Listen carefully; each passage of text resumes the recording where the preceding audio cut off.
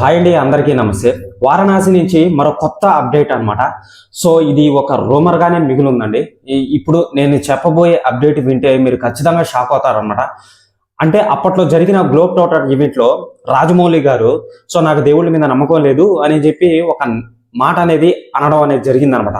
So దానికి నిదర్శనం ఇదేనేమో అని చెప్పి ఇన్ని రోజులకి క్లారిటీ అనేది వస్తుంది అని చెప్పి రూమర్ అయితే ఉంది ఇప్పుడు ప్రస్తుతానికి.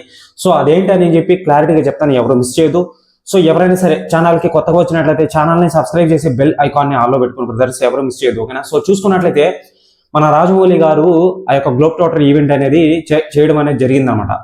సో జేమ్స్ కెమెరాన్ ఎవరైతే ఉన్నారో సో అవతారికి సంబంధించిన డైరెక్టర్, సిరీస్ కి సంబంధించిన డైరెక్టర్, సో అతను వచ్చి ఆ యొక్క టైటిల్ గ్లిమ్స్ అతని చేతుల మీదుగా రూమర్ అయితే చాలా వరకు వచ్చాయన్నమాట. చాలా మంది చాలా సోషల్ మీడియాలో చాలా వరకు హైప్ అయితే వచ్చింది, జేమ్స్ కెమెరాన్ వస్తున్నారు ఆ యొక్క గ్లోబ్ ట్రాటర్ ఈవెంట్కి అని.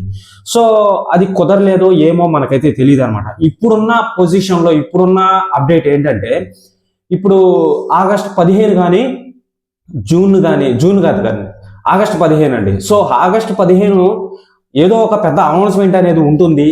ఒక చిన్న గ్లిమ్స్ అనేది జేమ్స్ కెమెరాన్ చేతుల మీదుగా న్యూఢిల్లీలో, అంటే మన ఇండియన్కి సంబంధించిన క్యాపిటల్ సిటీ అయిన న్యూఢిల్లీలో సో అక్కడ ఒక పెద్ద ఈవెంట్ని నిర్మించి అక్కడి నుంచి పెద్ద పెద్ద రాజకీయ నాయకుల్ని పిలిపించి అక్కడి నుంచి మన జేమ్స్ కెమెరాన్ని పిలిపించి టైటిల్ గ్లిమ్స్ని వదలాలని చెప్పి మన రాజమౌళి గారు ప్లాన్ చేస్తున్నారని చెప్పి ఇప్పుడు సోషల్ మీడియాలో వైరల్ అవుతుంది. ఇది ఒక రూమర్ మాత్రమే.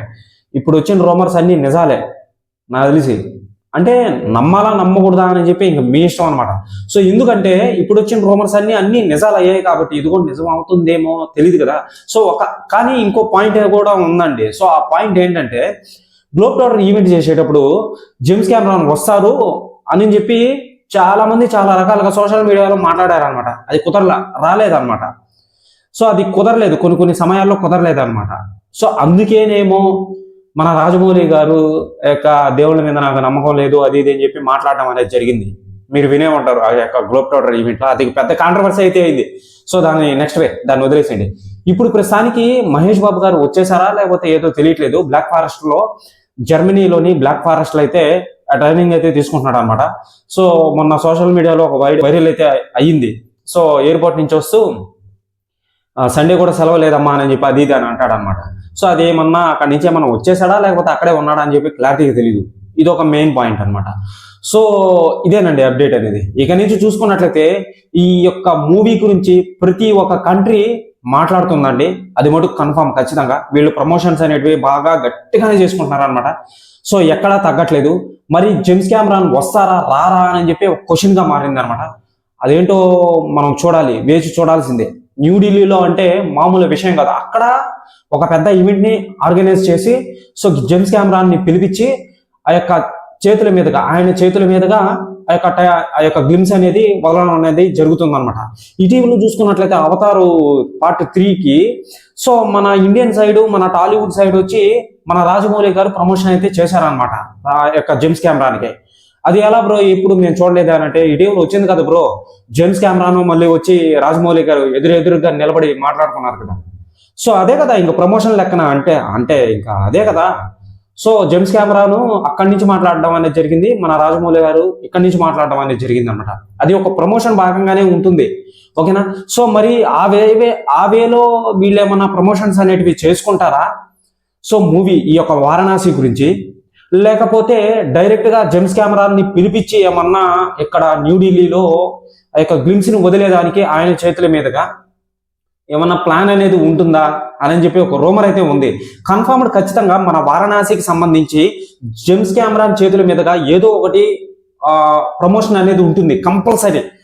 అది ఖచ్చితంగా అది బయట కంట్రీలో చేసుకుంటేనే మంచిది. మన ఇండియాలో కన్నా నిజంగా అండి, మన ఇండియాలో కన్నా బయట కంట్రీలోనే చేసుకుంటే మంచిది. ఎందుకంటే అతనికి అక్కడ మార్కెట్ ఎక్కువ ఉంది, కాబట్టి అక్కడ చేసుకుంటేనే మంచిది. ఇక్కడ చేయడం అనేది అది నాకు తెలిసి కరెక్ట్ కాదేమో అని చెప్పి నా ఊహాగమనం అనమాట. సో హైప్ అనేది వస్తుంది, ఎక్కడ వస్తుంది అక్కడ కూడా హైప్ అనేది రావాలి కదా, కలెక్షన్ అనేది రావాలి కదా. సో కామెంట్ సెక్షన్ లో ఖచ్చితంగా కామెంట్ చేయండి, ఇక్కడ చేసుకుంటే మంచిదా లేకపోతే అక్కడ చేసుకుంటే మంచిదా. ఆల్రెడీ ఈ యొక్క టైటిల్ గ్లిమ్స్ ఏదైతే ఉంటుందో టైటిల్ అనౌన్స్మెంట్ మనకు చూపించారు కదా గ్లోబ్ ట్రాటర్ ఈవెంట్ లో. Title announcement, first reveal. So ఆ యొక్క ఫస్ట్ రివీల్ అనేది ప్రతి ఒక్క థియేటర్లలో ఆ యొక్క ప్రమోషన్ అనేది కొనసాగిచ్చేశారు. ఓకేనా, కొన్ని థియేటర్లలో యుఎస్ఏలో కానీ, యూకేలో కానీ, మళ్ళీ వచ్చి యూరోప్ లో కానీ, సో కొన్ని థియేటర్లలో టైటిల్ అనౌన్స్మెంట్ అనేది చేసేసారనమాట. అంటే మన ఫుటేజ్ నే ఇక్కడ మనం చూసిందే వాళ్ళకి అక్కడ చూపించడం అనేది జరిగింది. సో థియేటర్లలో ప్రదర్శించడం అనేది జరిగింది అనమాట. వాళ్ళందరూ చూశారు, బాగా కనెక్ట్ అయ్యారనమాట. సో ఇక అందరూ కనెక్ట్ అవ్వాలి అని అంటే ఆగస్టు 15న అనేక నాగరికతలు, అక్కడ ఉన్న నాగరికతలు, ఇక్కడ ఉన్న నాగరికతలు, అక్కడ ఉన్న ఫుటేజ్ ఏదైతే ఉంటుందో విజువల్స్, ఆ విజువల్స్, ఇక్కడ ఉన్న విజువల్స్ అన్ని కలిపితేనే అందరికి కనెక్ట్ అవుతుంది. మనకు కనెక్ట్ అవుతుంది, వాళ్ళకి కనెక్ట్ అవుతుంది అనమాట. కొంచెం లాజికల్ గా ఆలోచించండి.